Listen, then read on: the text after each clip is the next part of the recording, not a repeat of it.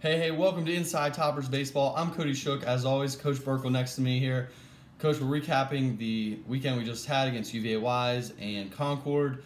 What are your overall thoughts? Not a bad weekend. I mean, we go, the ultimate goal when you go down south in your other division or go on the road in this conference is a split. So we had a split. I mean, that's what we had. So decent weekend for us. It just hurts when you have a 5-run lead against probably one of the top 2 or 3 teams in the conference at Concord, and you blow that lead. That stings a little. All right, so we'll start with the UVA Wise games here. Game 1, Game 2, the offense, they come out and they put up numbers. What'd you like from them, and who was the standout player of those games? Oh, I mean, it was nice to see the offense finally kick it in gear a little bit. As far as a standout player, I don't recall. I know Ethan started to come out of a slump a little bit. Ramsey's still seeing it well until Monday, but Bub came alive a little bit. So, I mean, the whole offense, kind of clicked. So it was a nice little slump buster there in Virginia, hoping that would get us on track when we get to Concord. We just ran into a buzzsaw in the name of Troy Beckner. Okay, speaking of him, what about him is so elusive that we really haven't been able to touch? Well, the biggest thing, and I hope our young pitchers picked up on it, he knows where it's going when he lets go of it. He's not just throwing to center mass on a catcher. He's throwing to a spot in a quadrant. He's throwing it to specifically where he wants to throw it to. I think he only had 1 walk, so he knows he's in the strike zone. All he has to do is mix the speeds up. That's 2 times in a row that he has completely shut us down, shut us out. Does that play really against us because we try to make contact early and he's going to always be around the strike zone but maybe not necessarily in the strike zone? No. That doesn't hurt us at all. If we know he's in the strike zone, we just need to, in the first 4 pitches, pick the right pitch. We need to be smarter hitters is what it is. We need to pick certain counts. 1-0, we need to swing at pitches that we know we can drive. What our problem is we get to a plus count cut, a 1-0, a 2-0, and then we swing in a marginal strike just because it's a strike, and we take a terrible swing at it. It's just a wave. Now why not just let it go? If you do hit that pitch, it's going to be an out anyway. All right, so this week in practice, what are you going to do? What are we going to do to maybe fix that, make that adjustment? Well, we're going to start with some 0-2 hitting tonight in the cage. We're going to do some 0-2 stuff. Because for me personally, 0-2 and a hit and run approach are the same thing. If we get a little bit wider, shorten our hands up, we need to make contact no matter what we do. So an 0-2 and a hit and run approach are the same thing. So we're gonna work on that a little bit. We have some guys that don't make good adjustments 0-2. We have some guys do things their own way, and that's fine if it works. Kobe Eckstein, he likes to give a little bit of the bat back in any count. With 2 strikes, he does get a little bit shorter, and he's cut his strikeouts down this year immensely. All right, so when we look at our fielding from this past week, how was it, and how are we able to practice really with no field? As we look out right here from the press box, there's snow covering the field. How are these guys supposed to work on their fielding? Well, they can't. That's it. I made the comment to a couple of people that this is probably the least prepared that we have been going into a season as far as ground balls. We took ground balls in the arena 1 time. We were on the turf a couple times. We were outside once before we left. So it's hard on these guys, and I know, and I haven't lost my cool or anything yet with them. But some of these guys are seniors, they're juniors, they're upperclassmen, and it's the game of baseball. It's a routine ground ball. So you start to lose a little bit. But as far as preparation goes, this, I feel, is the least we've been prepared going into a season. Now, we're only 11 games in, so we're still feeling out the whole process of getting ready. What was the mood like after the weekend? We got back. What was the mood like and going into the week? I know in my van it was awful quiet for a while. I've heard that other vans were a little bit louder. If that loss at Concord doesn't hurt you as a baseball player, as a college baseball player, you probably need to pick another sport or concentrate on your studies. So you take a 5-run lead against one of the best teams in the conference and you blow it, and that doesn't sting, then it's time to move on, maybe transfer. All right, if we go back to that game, is there anything you changed? Everything stay the same? What would you do differently the second time? I would probably pull Mitch. I mean, most of that was on me. I let Mitch go probably 1 to 2 batters longer than I should have. But Mitch earned the right to try to get out of that. Mitch had a no-hitter through 5 1/3. 5 2/3, correct? 4 2/3. I knew it was a shutout. I didn't know it was a no-hitter. Yes. What game were you watching? Shook? I wasn't watching the game, sorry. Anyway, the kid in my eyes earned the right, and I'm still struggling with a little bit of relief pitching, that I need to build some trust issues with some guys in our bullpen. But that would be the one thing I would take back from the weekend. I would probably pull Mitch a little sooner. All right, so now we move forward to this upcoming weekend, another conference matchup. We're playing Glenville State and West Virginia Wesleyan.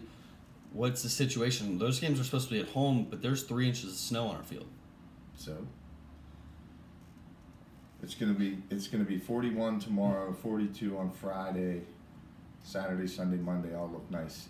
We're gonna do our best. We're gonna start tomorrow when this starts to melt. If it doesn't, we're in the process of putting a little contingency plan together. Worst case scenario is we're gonna be at the Glenville Inn this weekend. Nope. Yes. We're going to be driving there or driving back. No, because if we go to Glenville, we'll probably just stay and go to Wesleyan too. I guess we're staying in Wesleyan then. No. Glenville Inn, favorite place on earth. Love it. There's no cell service. You guys can't play Fortnite. You guys can't be idiots. I love it. When you want to talk to your girlfriend, you have to go out in the parking lot and hold the flagpole so that you have. I love it. I love the Glenville Inn. It's my favorite place. I talked to Coach Mullins and said I would be happy to come down. All right. Last year when we played those 2 teams, it was a pretty good weekend for us. Are you expecting the same? No, absolutely not. Both teams are much improved. Coach Mullins improves every year. And Wesleyan, obviously, we go down there beginning of the year. They haven't had the same lineup on the field at all. We have a great weekend against them. We get to the tournament and blow 2 5-run leads, and they move on and we leave. So that Wesleyan is much improved. Trust me. I think they just split with Shepherd this weekend. Am I correct? Yeah. Do your homework. They did. They did. I know they did. So, yes, Coach Tinney, I'm sure that they're ready to play. They've gone to Florida. They've got about 15, 16 games under their belt, so they're ready to go. Do you think that puts us at a disadvantage? These other teams that have played 15 to 20 games, I think Urbana's played like 18 or 19 games, and we've played less than 10. Well, we had a 4-game series rained out. Mm-hmm. We're at 11, so that would be 15. We would be right on pace with everybody else. Okay. Maybe, Simple math. maybe next year we can go to Florida. You guys don't like doing the fundraising that we do now. I don't know what you want to do. Next year, we're spring break. We're going to Glenville. We're playing on the turf against some PSAC teams. Us, Concord, Glenville, we're playing 3 PSAC teams in Glenville on the turf for spring break next year. Glenville in, here we come. That's right. All right, so a minute ago you just said we blew 2 5-run leads. Maybe we should get up by more than 5. Or just keep it at 4. That was the theme this weekend, if I'm not mistaken, right? If we get up 2, let's make it 4. If we get up 4, let's make it 6. And I kept repeating that in the dugout. We were up 5 at Concord, and I said, hey, let's make it 7. But some approaches changed at the plate. We go in swinging at first pitch balls that are up in the zone.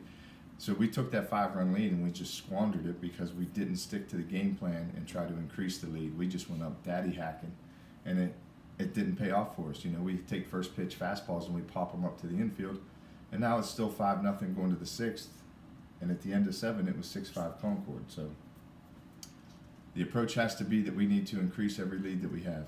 Somebody that we haven't talked about is Parker Dyson, big left-handed pitcher. He comes in and he's really changed his game last year. I mean, you never knew if he was going to throw a ball or a strike, but this year he's really honed in on it and he's throwing really well. He's gotten 2 tough losses against 2 tough teams, but he's throwing really well. Yeah, he has been the hard luck loser twice, but he's gotten better each start. I went over his pitching chart with him as soon as he was done because to me it was very impressive. And with us, we're going to win the first 2 out of 3 pitches, and we went contact in those first 4 pitches. So he did that. He did that very effectively. It's just he faced a pitcher that his teammates couldn't get a hold of, and he had a couple minor mistakes. You know, he leaves fastballs up against a Frazier kid that gets drilled into a gap. Concord is probably the best gap-to-gap team that I've ever seen. They're not big home run hitters, but they'll go gap-to-gap and double you to death. And that's what they did to Parker. He only gave up 4 hits, but it was a double and a triple. There's the 3 runs, and it's game over. Staying on the pitching, we saw a new guy get in the game, Johnny Sawglass, did well. Logan Grimm got to pitch again, and he's doing well. What are their roles moving forward? I would say with the arm issues that Nolan Marcus is having, Nolan's probably done as a pitcher. So Logan Grimm's probably going to move into a weekend starting role.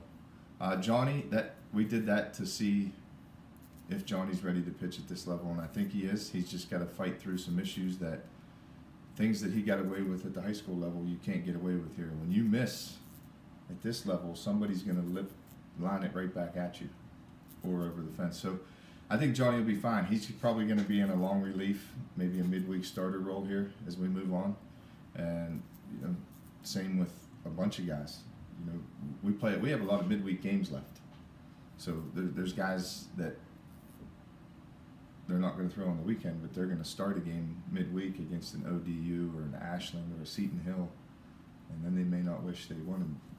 They may not get, or wish they didn't get what they wanted. So. All right, so now this weekend we're playing Glenville, Wesleyan. When will the fans know when and where we're playing? As soon as I know, I won't keep it a secret.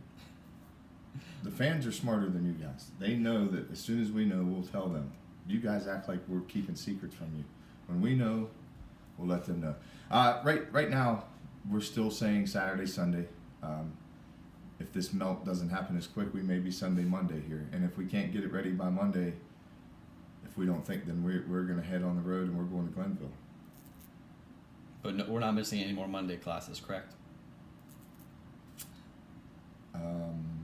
This week looks like we're going to miss a Monday class. So if you have Professor Lee or Chris Lee, you may not be making the trip. Looks like you'll be going to class there, Skip. Might as well not take classes during the spring. All right, Coach, you got anything else to say about the team, about anything? You got anything to get off your chest? No, I think we're fine. The only thing that bothers me is I think there's starting to be some finger pointing, some of that team dissension cancer stuff that we don't need. I'm going to address that tonight in practice. But the message so far this year has been as long as we stick together as one group and fight through this early season stuff, that we'll be fine. And I think that we have a team that can compete throughout the season and in the tournament. So as long as we avoid the finger pointing and the team dissension and some of the other garbage that goes along with 18 to 21-year-old kids, we'll be fine. So we're going to nip that in the bud tonight. All right, I like it. Thank you for tuning in to Inside Toppers Baseball. Check us out next week when we recap Glenville and West Virginia Wesleyan.